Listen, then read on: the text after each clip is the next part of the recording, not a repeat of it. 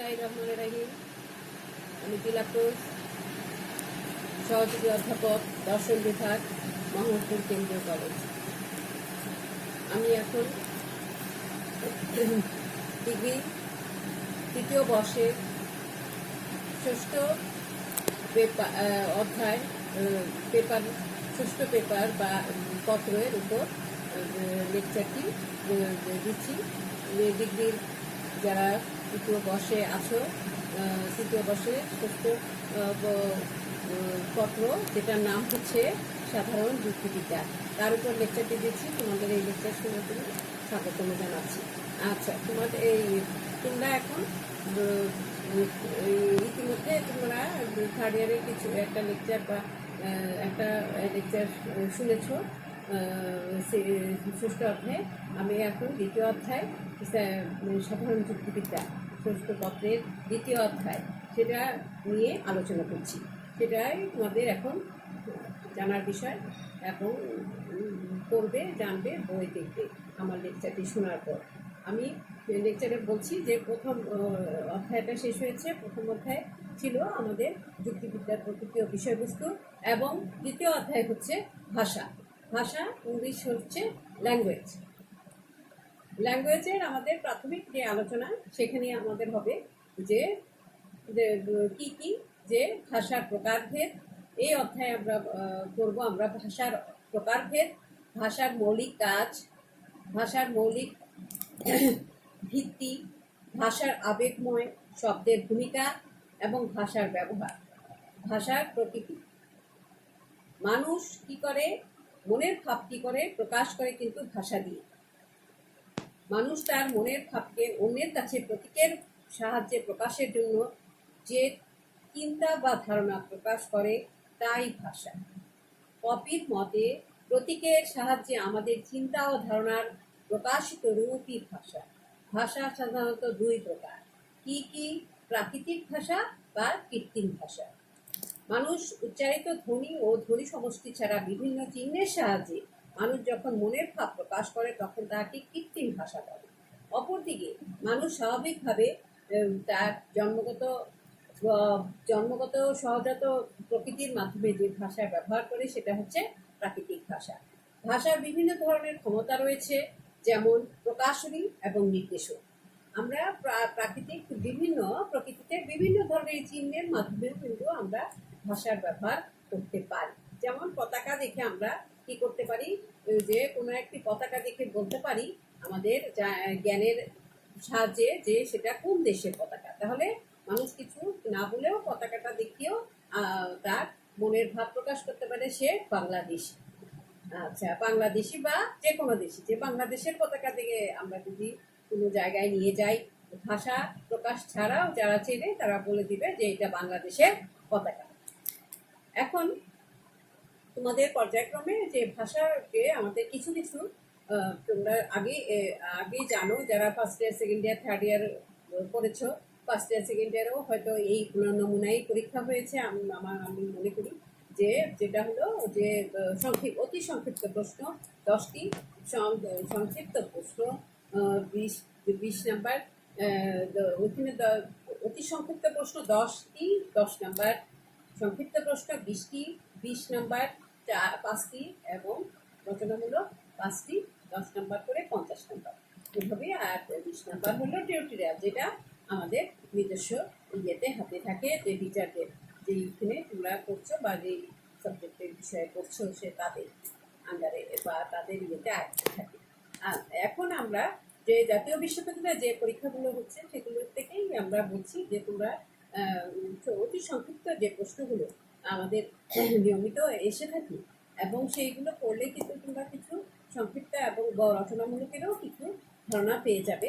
আবার রচনামূলক যদি কোনো প্রশ্ন যদি আমরা করে ফেলি, সেটা কিন্তু আমরা আবার অতি সংক্ষিপ্ত প্রশ্ন এবং সংক্ষিপ্ত প্রশ্নে আমরা উত্তর দিতে পারবো। আচ্ছা, প্রথমে আমি ছোট ছোট প্রশ্নের মধ্যে যেটা ধারাবাহিকভাবে আমি জিজ্ঞাসা দিয়েছি, সেটা হচ্ছে ভাষা কি? ভাষা মানুষ তার মনের ভাবকে প্রকাশ করার জন্য বাক প্রত্যক্ষের সাহায্যে, প্রত্যঙ্গের সাহায্যে যেসব অর্থবোধক চিহ্ন বা ধ্বনি ব্যবহার করে, তাকেই আমরা ভাষা বলি। আচ্ছা, তাহলে আমরা ভাষার ব্যবহার ইয়েটা জানলাম।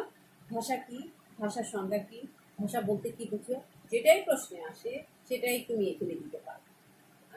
আমরা কপির মতে, কপি একজন বিখ্যাত যুক্তিবিদ, তিনি দার্শনিক, আই.এম. কপি, যে সাধারণ যুক্তিবিদ্যাতে বা যুক্তিবিদ্যা বা যুক্তি বিদ্যা লজিক যেই ব্যাপারটা, সেই ব্যাপারে যেই প্রবর্তক সেগুলি হচ্ছে বা তিনি হলো প্রতিষ্ঠাতা, তিনি হচ্ছেন আই.এম. কপি। আই.এম. কপির মতে ভাষা, কপির মতে প্রতীকের সাহায্যে আমরা আমাদের চিন্তা ও ধারণা প্রকাশিত রূপকেই কি বলতে পারি, ভাষা।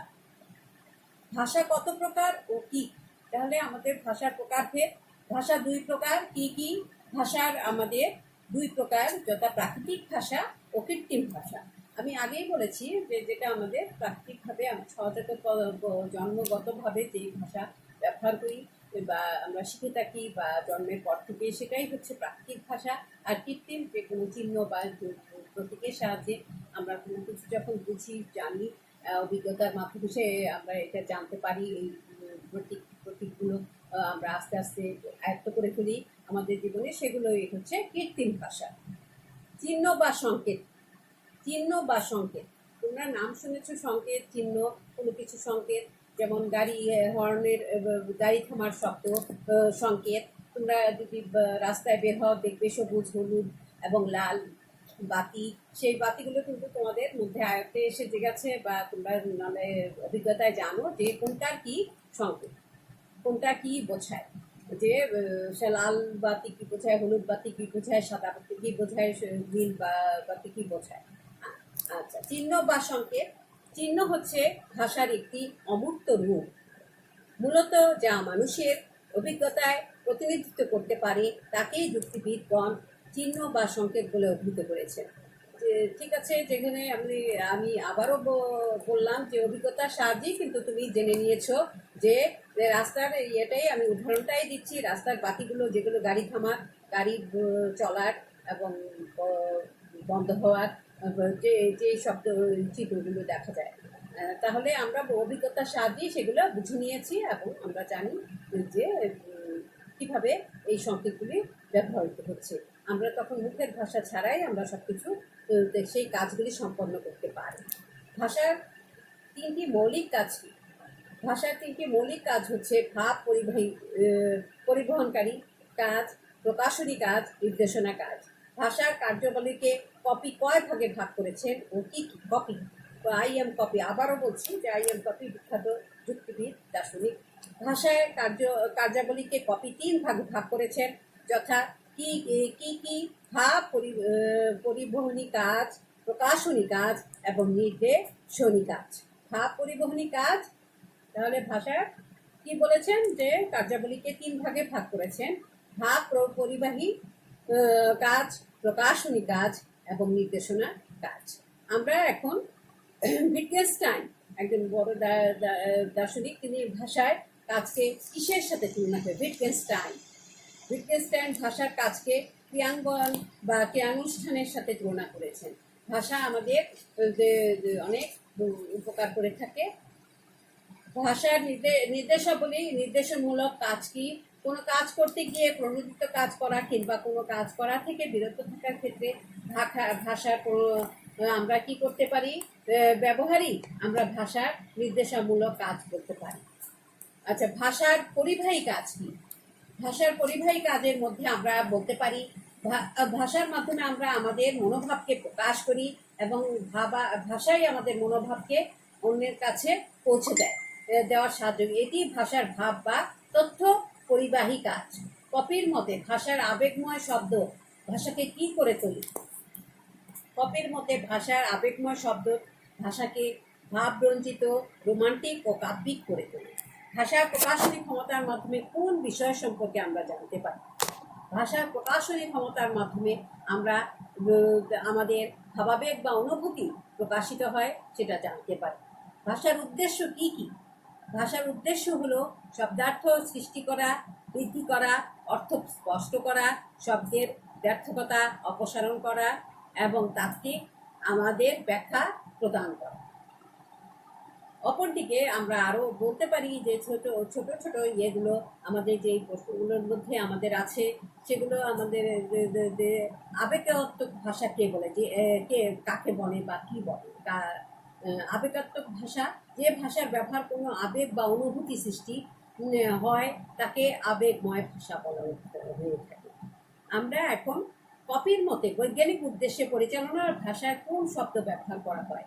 বৈজ্ঞানিক শব্দ ব্যবহার করার জন্য, কপির মতে বৈজ্ঞানিক উদ্দেশ্যে পরিচালনা করার জন্য আবেগ নিরপেক্ষ শব্দ ব্যবহার করা হয়। আবেগ কিন্তু আমাদের বৈজ্ঞানিক কোনো বা ইয়েতে বা প্রতীকে থাকবে। আচ্ছা, কপির মতে বৈজ্ঞানিক উদ্দেশ্য পরিচালনার জন্য আমাদের কি আবেগ নিরপেক্ষ শব্দগুলো ব্যবহার করতে হবে। বিজ্ঞানীদের মতে আবেগময় ভাষার ত্রুটি, বিজ্ঞানীদের মতে আবেগময় ভাষা অনেক সময় বচনে ব্যবহৃত পদসমূহের অর্থকে সুস্পষ্ট করার জন্য ব্যর্থকে অস্পষ্ট করে তোলে, যার ফলে সিদ্ধান্ত ত্রুটিপূর্ণ হয়। কপির মতে ভাষার নির্দেশনী ক্ষমতার সুস্পষ্ট উদাহরণ আমরা কি পাই? কপির মতে ভাষার নির্দেশনী ক্ষমতার সুস্পষ্ট উদাহরণ হচ্ছে আদেশ বা অনুরোধ। আচ্ছা, কপির মতে ভাষা নির্দেশনী কিসের মাধ্যমে প্রকাশিত হয়? কপির মতে ভাষার নির্দেশনী প্রক্রিয়াটি আদেশ বা অনুরোধের মাধ্যমেই প্রকাশ হয়। কপির মতে ভাষা আয়ত্ত করার সর্বজন স্বীকৃত উপায়, আমরা এই উপায়গুলির মধ্যে কপির মতে ভাষা আয়ত্ত করার সর্বজন স্বীকৃত উপায় হচ্ছে শব্দ ভাণ্ডার বৃদ্ধি করা। কপির মতে ভাষার 3 প্রকার কাজের মধ্যে অনুভূতি বা ভাবাবেগ প্রকাশক কাজই অধিক ফলপ্রসূ। নিরপেক্ষ ভাষার ব্যবহার হলো ভাষার বৈজ্ঞানিক ব্যবহার। যেমন নিরপেক্ষ ভাষার ব্যবহার হলো ভাষা বৈজ্ঞানিক ব্যবহার। উক্তিটি আরবিং অ্যান্ড কপি। আমরা এখন কপির কিছু পেলাম ভাষা সম্পর্কে। ধর্মীয় ভাষার মূল বৈশিষ্ট্য কি? ধর্মীয় ভাষার মূল বৈশিষ্ট্য হলো আবেগ এবং আবেগময়তা। অবশ্যই ধর্মীয়তে আবেগময়তা থাকে। নিরপেক্ষ ভাষা কি? আবেগ নিরপেক্ষ ভাষা আমরা যে সাধারণ দৃশ্যে যে ভাষার ব্যবহার কোনো আবেগ বা অনুভূতি নেই, সেটাকেই আমরা আবেগ নিরপেক্ষ ভাষা বলবো। যেমন কম্পিউটারের ভাষা আমাদের কিন্তু আবেগের কোনো স্থান নেই। আবেগ নিরপেক্ষ ভাষার 2টি কাজ উল্লেখ করো। আবেগ নিরপেক্ষ ভাষার 2টি কাজ হলো প্রাকৃতিক বিভাগে সাধারণত আবেগ নিরপেক্ষ ভাষা ব্যবহার করা হয়। সাধারণত অফিস আদালতে কি আমাদের কি আবেগ নিরপেক্ষ শব্দ বা ভাষা ব্যবহার করা হয়ে থাকে অফিসের কাজে। কপির মতে আবেগ নিরপেক্ষ ভাষা কিসে ব্যবহার করা হয়? কপির মতে প্রাকৃতিক বিজ্ঞানে সাধারণত আবেগ নিরপেক্ষ ভাষা ব্যবহার করা হয়। কৃত্রিম ভাষা কি? মানুষের উচ্চারিত ধ্বনি এবং ধ্বনি সমষ্টি ছাড়া বিভিন্ন চিহ্নের মাধ্যমে মানুষ যখন তার মনের ভাব প্রকাশ করে, কৃত্রিম ভাষা আমি বলেছি, যেটা মুখের ভাষা ছাড়াও আমরা কিছু চিহ্নের সাহায্যে যেটা দেখতে পাই বা বুঝতে পারি, সেটা হচ্ছে কৃত্রিম ভাষা। কিসের মাধ্যমে মানুষ তার বিচিত্র অভিজ্ঞতা লাভ করে? চিহ্ন বা সংকেতের মাধ্যমে মানুষ তার বিচিত্র অভিজ্ঞতা বেঁধে রাখে বা লাভ করে। চিহ্নকে কয় ভাগে ভাগ করা যায়? চিহ্নকে 2 ভাগে ভাগ করা যায়, কৃত্রিম চিহ্ন ও প্রাকৃতিক চিহ্ন। প্রাকৃতিক চিহ্ন কাকে বলে? যেসব চিহ্ন মানুষের দ্বারা সৃষ্ট তাকে প্রাকৃতিক চিহ্ন বলে। অপরদিকে কৃত্রিম চিহ্ন কাকে বলে? কৃত্রিম চিহ্ন হচ্ছে যে চিহ্ন মানুষ কর্তৃক সৃষ্ট, তাকে কৃত্রিম ভাষা বলে। কপির মতে নৈতিকতার প্রধান উদ্দেশ্য কি? নৈতিকতা, কপির মতে নৈতিকতার প্রধান উদ্দেশ্য ভাবাবেগ ও অনুভূতি।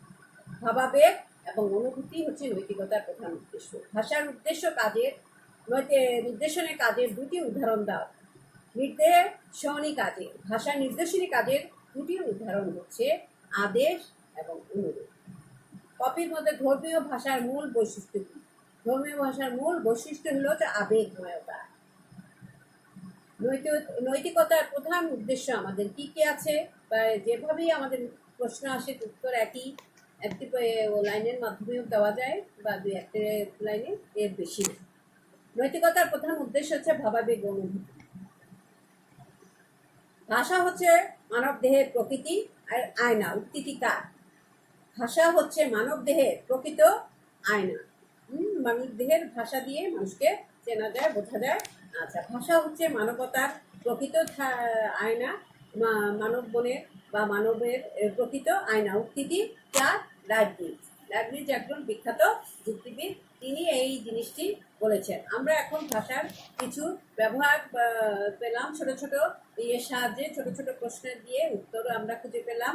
এখন ভাষার আবেগময় শব্দের ভূমিকা কি, এই ছোট ছোট প্রশ্নের মাঝে বা বড় প্রশ্নের, সংক্ষিপ্ত প্রশ্নে, যে ভাষা আবেগময় শব্দের ভূমিকা কাকে বলে, আবেগময় শব্দের ভূমিকা ভাষায় কিভাবে কাজ করে, আমরা এইখানে বিভিন্নভাবে এটাকে বলতে পারি। ছোট ছোট প্রশ্নের থেকে আমরা বড় সংক্ষিপ্ত প্রশ্নে চলে যাই। সেখানে আমাদের আছে ভাষা বলতে কি বোঝো, ভাষা কাকে বলে এবং ভাষা কি। আমরা এখানে 6-7-8টা লাইনের সাহায্যে বিভিন্ন যুক্তিবিদের আলোকে আমরা এই জিনিসটি আলোচনা করতে পারি। যে তাহলে আমরা খুব বড় না ছোট না, সংক্ষিপ্ত প্রশ্ন 5 নাম্বার বা 5 নাম্বার আমাদের সেখানে আমাদের হয়তো এটার ভাষা কাকে বলে, ভাষা বলতে কি বোঝো, এদের উত্তরে আমাদের হয়তো বলতে হবে যে ভাষা আমাদের কি, যে মনের ভাব প্রকাশ করে। ভাষার সাহায্যে আমরা অনেক কিছু, ভাষার কয়েক প্রকার কি, কীভাবে আমরা ভাষা ব্যবহার করি, কে কে কে ভাষা নিয়ে আলোচনা করেছেন। আইএম কপি, ইবিংহ্যাম, আইনস্টাইন, বিভিন্ন দার্শনিক, আয়ার, বিভিন্ন যুক্তিবিদ দার্শনিক আমাদের কী করেছেন, এই ভাষা নিয়ে আলোচনা করেছেন। এইভাবে আমরা এই প্রশ্নের উত্তর দিতে পারি। আমরা মেন বইগুলো পড়লে আমরা কিন্তু এই প্রশ্নগুলো আমরা জেনে গেলে, বেশি প্রশ্ন আমাদের একটা অধ্যায়ে থাকে না। অধ্যায়ে যেমন ভাষার মধ্যে মূল 2-3টা প্রশ্নই আমরা বড় করে পড়তে পারি, বা ছোটো প্রশ্নগুলি আমরা অনেকগুলো করে, আর কিছু বড় প্রশ্ন পড়লে আমরা কিন্তু সংক্ষিপ্ত প্রশ্নও পেয়ে যাই। আচ্ছা, কপির মধ্যে ভাষার স্বরূপ কি? কপির অনুসারে প্রকৃতি বা বৈশিষ্ট্য, ভাষার প্রকৃতি বা বৈশিষ্ট্য বলতে কী বোঝো? কপি কীভাবে ভাষাকে বিশেষভাবে ব্যাখ্যা করেছেন। আমরা একই প্রশ্ন, একই ধরনের 3টি প্রশ্ন বললাম, উত্তর একই হবে। আমরা এখানে বিভিন্নভাবে কপির মধ্যে ভাষার স্বরূপ আমরা বলতে পারি। কপির মধ্যে ভাষার মাধ্যমে আমরা কি বলেছেন, আবেগময় ভাষা, চিহ্ন বা প্রতীক, নৈতিকতার প্রভাব, ধর্মীয় প্রভাব। তাহলে কপির মধ্যে আমরা কি কি পাই? ভাষার মধ্যে ভাষার স্বরূপ ব্যাখ্যায় মনের ভাব প্রকাশের মাধ্যমে আমরা ভাষা ব্যবহার করতে পারি। কপির মধ্যে আদেশমূলক ভাব প্রকাশ করে আমরা ভাষাকে বুঝতে পারি। চিহ্ন বা প্রতীকের সাহায্যে আমরা ভাষাকে বুঝতে পারি। ধর্মীয় প্রভাব আমাদের ভাষার মধ্যে থাকে, নৈতিকতা এবং আবেগ এবং নৈতিকতার প্রভাব আমরা ভাষার মধ্যে করতে পারি। আইএম কপি আমাদের যৌক্তিক এবং গুরুত্বপূর্ণ কিছু উপাত্ত দিয়েছে ভাষা সম্পর্কে। যুক্তিবিদ্যা এইসব বিষয়ে আমরা অস্বীকার করতে পারি না। তিনি এখানে অনেকটা ভাষার কার্যাবলীকে চিহ্নিত করতে চেষ্টা করেছেন। এতে তার ভাষার ব্যবহারিক এবং গুণগত মর্যাদা বৃদ্ধি পেয়েছে।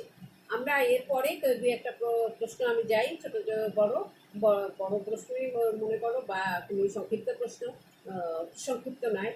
ভাষার আবেগময় শব্দের ভূমিকা কি? প্রশ্ন, ভাষার আবেগময় শব্দের ভূমিকা বা কার্যাবলীতে ব্যাখ্যা করো, অথবা একই প্রশ্ন অথবা বা অন্য ধরনের করে আসতে পারে। আবেগময় শব্দের ভূমিকা ভাষায় কিভাবে ব্যবহার করা হয়। আমরা ভাষায় কি করতে পারি? আবেগময় শব্দের ভূমিকা এখানে আমরা বলতে পারি। ভাষা আবেগময় শব্দের ভূমিকায় আমরা ধর্মীয় ক্ষেত্রে আবেগময় শব্দের ব্যবহার আছে, সাহিত্যে আবেগময় শব্দের ব্যবহার আছে, নৈতিকতায় আবেগময় শব্দের ব্যবহার আছে।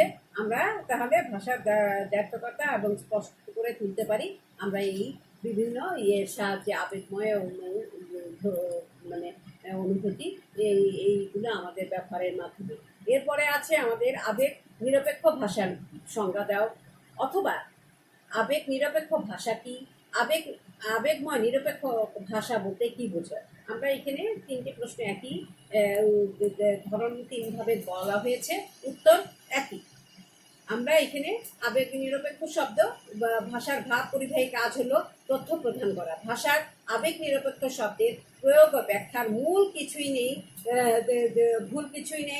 কপি বলেছেন, আমাদের ব্যক্তিগত জীবনের প্রতিটি ক্ষেত্রেই আমরা আবেগ নিরপেক্ষ শব্দ ব্যবহার করি। তবে হ্যাঁ, আমাদের জীবনে এমন অনেক ক্ষেত্র আছে যেখানে আবেগময় শব্দের চেয়ে আবেগ নিরপেক্ষ শব্দের গুরুত্ব বেশি। লাভ ক্ষতি দিয়ে আবেগ নিরপেক্ষ ভাষার গুরুত্ব বিবেচনা করা যাবে না।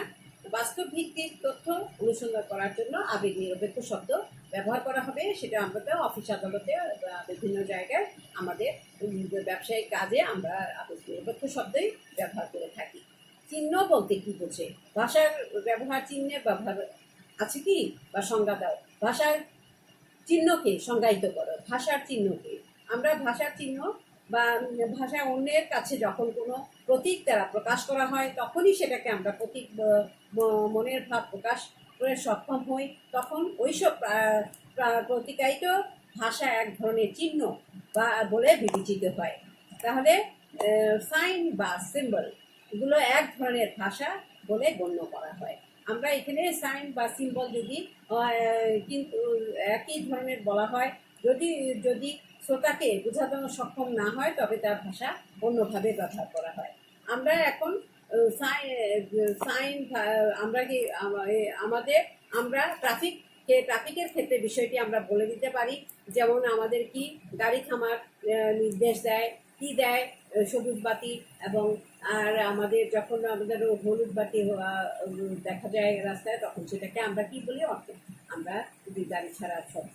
তাহলে এই গাড়ি ছাড়ার চিহ্ন, এই চিহ্ন এবং এগুলো আমাদের কি ভাষার ব্যবহার ছাড়াও খুব সংক্ষিপ্ত সময়ে আমরা সংক্ষিপ্ত সময়ে আমরা সব কিছু বুঝে নিতে পারি, বলার কোনো প্রয়োজন হয় না।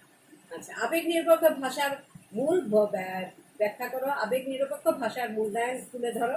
আবেগ নিরপেক্ষ ভাষা, আমাদের আবেগ নিরপেক্ষ ভাষা আমাদের অবশ্যই আমাদের বিভিন্ন জায়গায়, যেমন অফিস আদালতে আমাদের সাধারণ জীবন ছাড়াও আমাদের কৃত্রিম ভাষা বা আবেগ নিরপেক্ষ ভাষা ব্যবহার করা হয়। এটা আমরা আগেও আলোচনা করেছি। ভাষার নির্দেশনা ক্ষমতা আছে, ব্যাখ্যা এটা নিয়ে ব্যাখ্যা করবে। ভাষার প্রকাশনী ক্ষমতা আলোচনা করবা। আবেগাত্মক ভাষার বৈশিষ্ট্য কি? আবেগাত্মক ভাষা আমরা কি করতে পারি? ভাষার বৈশিষ্ট্যগুলো আমাদের কয়েকটা আছে, যেগুলো হলো বস্তুর নির্দিষ্টতা, বিভিন্ন গুণের সমষ্টি। আমরা কি করতে পারি? আবেগ নিরপেক্ষ শব্দের ব্যবহার করতে পারি। আবার ধর্মীয় দৃষ্টিভঙ্গি দেখতে ভাষার নিজস্ব জীবন আছে এবং নৈতিকতা। এগুলো সাহায্যে আমরা এগুলোর সাহায্যে আবেগাত্মক ভাষা বা আবেগাত্মক ভাষার বস্তুগুলো আমরা ব্যবহার করতে পারি। তারপর থেকে কপির মধ্যে ভাষার কার্যাবলী ব্যবহার তোমরা আলোচনা করবে। ভাষার কার্যাবলী সম্পর্কে কপির মতে যে ভাষার কি কি কাজ আছে, যেমন ভাবমূলক কাজ কি আছে, প্রকাশন কাজ, নির্দেশনা কাজ, বিভিন্ন ধরনের কাজগুলি আমাদের সমন্বয় করে ভাষার ব্যবহার করা হয়। ভাষার ব্যবহারের কার্যাবলী আমরা ব্যবহার করতে পারি ভাষার মাধ্যমে প্রতিকায়িত করে। ভাষা হলো মুক্ত আলোচনার একটি মাধ্যম। ধর্ম হলো ভাষার ব্যবহারের একটি অন্যতম গুরুত্বপূর্ণ মাধ্যম। ভাষার নৈতিকতা ব্যবহার সেই প্রাচীনকাল থেকে কি আমাদের হচ্ছে নৈতিকতা দ্বারা ভাষাকে প্রাঞ্জল এবং স্বচ্ছ করে তোলে করে, তবে সেটি কোনো ধারণা হয় একটি ব্যবহারগত ছন্দ। আমরা কি করতে পারি? ব্যবহারগত ছন্দ ধারণা। আমরা ভাষার কার্যাবলীর মধ্যে ভাবগত কাজ, প্রকাশনী কাজ এবং নির্দেশনা কাজ, এই তিনটে কাজকে আমরা কি করতে পারি? ভাষায় ব্যবহার করতে পারি। আচ্ছা, ভাষার মৌলিক ভিত্তি কি কি? সেগুলোর মধ্যে ভাব পরিবাহী কাজ, প্রকাশনী কাজ এবং নির্দেশনা কাজ। আমরা এখানে বড় একটা প্রশ্ন, তাহলে আমাদের কিছু ঘুরিয়ে ফিরিয়ে কিছু আমাদের একই রকমের প্রশ্নই কিন্তু বলা হচ্ছে। তাহলে ভাষা বা দেখা হচ্ছে, তাহলে আমরা ভাষার ব্যবহারটা, ভাষার আবেগময় শব্দ, ভাষার ভাব পরিবাহী শব্দ, শব্দের ধর্মের আবেগময় শব্দের ভূমিকা কতটুকু, এই কপির মতে ভাষার ব্যবহার লিখো। আমরা ভাষার ব্যবহারের মতে কপির মতে তথ্য আদান প্রদানের কাজ ভাষার মাধ্যমে করা যায়। সাহিত্যে ভাষার ব্যবহার করা যায়। বিভিন্ন বাক্যে ভাষার ব্যবহার করা যায়। আবেগময় শব্দে ভাষার ব্যবহার করা হয়। আমরা বিভিন্নভাবে ভাষাকে করতে পারি। নৈতিকতা এবং ধর্মের মাধ্যমে আমরা ভাষাকে ব্যবহার করতে পারি।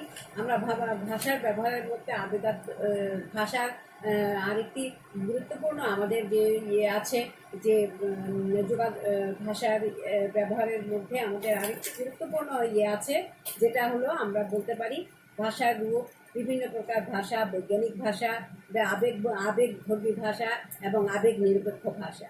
ভাষার মাধ্যমে আমরা কি করতে পারি? ভাষা কি? ভাষার কার্যাবলী। ভাষার কার্যাবলীর মধ্যে আমরা কি কি পাই? ভাবের প্রকাশ, ভাব প্রকাশ করা যায়। সাহিত্যের রূপ প্রকাশিত হয়, ধর্মীয় রূপ প্রকাশিত হয়, অপরদিকে নৈতিকতার রূপ প্রকাশিত হয় দৈনন্দিন জীবনে ভাষার কার্যাবলী আমরা পাই যোগাযোগের মাধ্যমে তথ্যভিত্তিক যোগাযোগের মাধ্যমে তথ্যভিত্তিক প্রকাশনার মাধ্যমে নির্দেশনামূলক কাজের মাধ্যমে আবেগ নিরপেক্ষ কাজ আবেগময় কাজ আমরা এইভাবে ভাষার বিভিন্ন ব্যবহার করতে পারি বা কার্যাবলীতে আলোচনা করতে পারি। ভাষা আমাদের অনেক ধরনের আবেগময় ভাষার ব্যবহার কি আমরা একই ধরনের প্রশ্ন অনেক ধরনের হয়ে থাকে অনেক প্রশ্ন আমরা পেতে পারি। আবেগ নিরপেক্ষ ভাষা কি আবেগ ধর্মীয় ক্ষেত্রে ভাষার ব্যবহার কি ভাষা আমাদের আবেগাত্মক ভাষা কি আবেগাত্মক ভাষার ব্যবহার কি আমরা এখানে ভাষার প্রকাশনের মধ্যে আমরা বিভিন্ন মধ্যে পেতে পারি ভাষার ব্যবহার কার্যাবলী সম্পর্কে বিভিন্ন দার্শনিকের মতামত। আমরা বার্কলির মতে ভাষার ব্যবহার ও কার্যাবলী যে ভাষার কার্যাবলী ব্যাখ্যা করতে গিয়ে বার্কলি বলেছেন ভাষা শুধুমাত্র আমাদের মনের ভাবই প্রকাশ করে না আমাদের দৈনন্দিন জীবনে বহুবিধ কার্যও করে থাকি। হ্যাঁ, যেমন অনুভূতি আদেশ আবেগ ইত্যাদি আমাদের ভাষার মধ্যে আছে। তারপরে উইটগেনস্টাইনের মতে ভাষার ব্যবহার ও কার্যাবলী দার্শনিক উইটগেনস্টাইনের মতে ভাষা বহুবিধ কার্য সম্পাদন করে ভাষার কাজ শুধুমাত্র বস্তু এবং তথ্যের সাহায্যেই বর্ণনা করা দেওয়া নয় ভাষাকে আমাদের পরিস্থিতির বিভিন্নতায় নানাবিধ উদ্দেশ্যে সাধন করার জন্য ব্যবহার করা হয়। কপির অনুসরণে ভাষার মৌলিক কাজ কপি মনে করেন ভাষার বহুবিধ কাজ বিদ্যমান তিনি বিভিন্নভাবে ভাষাকে ব্যাখ্যায়িত করেছেন বা কপি আমাদের ভাব পরিবাহী কাজ তিনি বিভিন্নভাবে আমাদের করেছেন।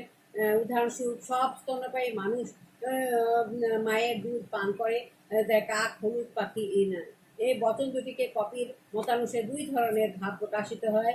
সব স্তন্যপায়ী প্রাণী মায়ের দুধ পান করে ও কাক হলুদ পাখি নয় আমাদের এই সব স্তন্যপায়ী পাখি মায়ের দুধ পান করে এবং স্বীকার করে নেওয়া হলো আবার দ্বিতীয় বচনে কাককে হলুদ নয় এগুলো অস্বীকার করে নেওয়া হলো। আমরা এখানে বিভিন্নভাবে ভাষাকে বুঝতে পারি জানতে পারি।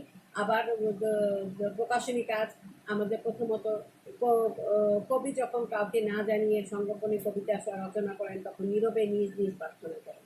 আচ্ছা, দ্বিতীয়ত কোনো ব্যক্তি উপস্থিত ব্যক্তিগণের মন আকর্ষণ করার জন্য বক্তৃতা দেন বা কোনো স্ত্রী যখন তার স্বামী পাওয়ার জন্য রোমান্টিক ভাষায় কাজ করেন বা করে এই ধরনের আমরা ভাষায় বিভিন্ন ধরনের কাজ আমরা পেয়ে থাকি। নির্দেশনা কাজ আমরা ভাষার উপসংহারে আমরা বলতে পারি ভাষায় আমরা উপসংহারে উপযুক্ত আলোচনায় আমরা বিভিন্ন দার্শনিকদের ভাষায় আক্ষরিক ও ব্যবহারিক অর্থে তিন ধরনের মৌলিক কার্যাবলীর সরল রূপ ব্যাখ্যা করতে পারি। যেমন তার মতে কার্যাবলীর দ্বারা ভাষা তার নিজস্ব জীবনশক্তি পায় ফলে ভাষার মৌলিকত্ব প্রকাশ পায়। সত্য বাস্তবতার নিরিখে ভাষার ব্যবহার করা হয়। মনের ভাব আদান প্রদান করার জন্য বা অভ্যন্তরীণ মাধুর্য দৃষ্টি বৃদ্ধি করার জন্য যথাযোগ্যতা প্রকাশিত হয়। যুক্তিবিদ্যার ভাষায় ব্যবহার ও কার্যাবলী সম্পর্কে বিভিন্ন দার্শনিকের মতামতগুলি গুরুত্ব সহকারে আমরা পেয়ে থাকি ভাষার মধ্যে। তোমরা ভাষার চ্যাপ্টারটা খুব ভালো করে পড়বে যারা দ্বিতীয় বর্ষে আমাদের যুক্তিবিদ্যা নিয়েছো এবং সুস্থ পত্রটা দেখবে। সাধারণ যুক্তিবিদ্যার ভাষা দ্বিতীয় অধ্যায়ের মধ্যে আমরা ভাষা যে করলাম খুব সহজ এবং একটু পড়লেই তোমরা বুঝতে পারবে এবং এটা খুব গুরুত্বপূর্ণ একটি অধ্যায়। আমরা এরপরে আমরা তৃতীয় অধ্যায় জন্য যাবো পরের লেকচারে। এখন তোমরা এই লেকচারটার জন্য তোমরা বই পড়বে বিভিন্ন প্রশ্ন দেখবে এবং সেগুলো সলিউশন করার চেষ্টা করবে চিন্তা করবে লিখবে। তাহলে অপরদিকে তোমরা করোনা ভাইরাসের সময় তোমরা স্বাস্থ্যবিধি মেনে নিশ্চয়ই ভালো আছো। তোমাদের মানসিক শারীরিক সুস্থতা কামনা করে শেষ করছি।